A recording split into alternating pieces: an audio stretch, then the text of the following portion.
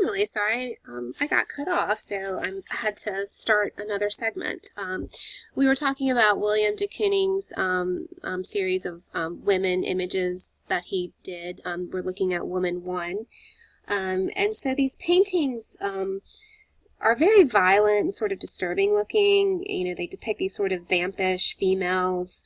They have these very sort of monstrous faces. They seem sort of disjointed, but yet, you know, parts of the images are very abstracted. And again, what was really off-putting for, I think, a lot of viewers is that, you know, he really took a detour from these earlier ladylike forms. You think of the Venus of Urbino, Titian's reclining female nude, you know, something like that, and then, you know, you have this image, or Angres Odalisque, you know, or these, you know, you have these sort of exotic females, but, you know, idealized. You know, if the fate, and, you know, some of his images are in a way similar to Picasso, you know, except, you know, his handling of the figure in space is a bit more fluid and energized, whereas Picasso's sort of cubist technique would, you know, definitely had more of a geometry and those types of forms involved. His habit of working included using numerous drawings and collaged fragments that he would use to fill the canvas.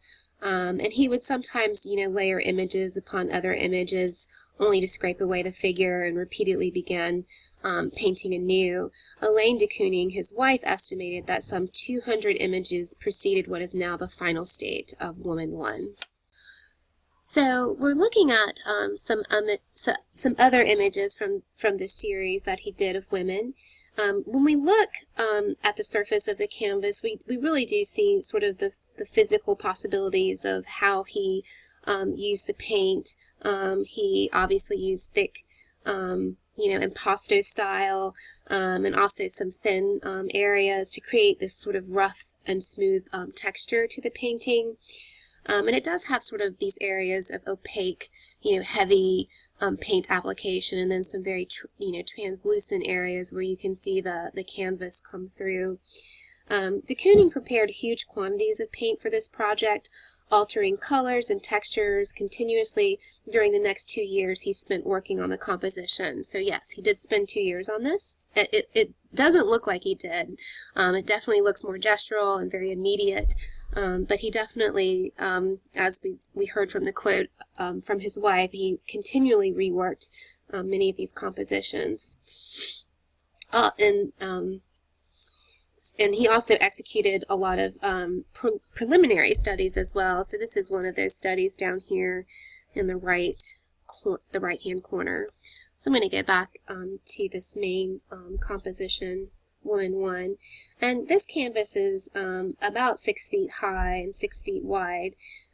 We see, you know, a woman, a figure composed of sweeping brushstrokes in hues of white, gray, yellow, orange, green, blue, and pink. We see rough black outlines, incompletely distinguishing her form from these very vigorous and gestural brushstrokes that surround her. She appears very masculine. She has broad shoulders. She does have a pretty ample bosom. She faces forward with her eyes open, taking up almost a third of her face, and virtually seems lipless. And again, you know, we mostly see her teeth, and so that's a little disturbing looking. And despite her sort of bulk, she appears flattened out, pressed up against the painting surface. Some scholars have attributed some of the way de Kooning has depicted this woman. Her sort of large breasts in particular are a satire on women who appear in magazine advertisements, and the actual smile that I looked at earlier, like talked about earlier,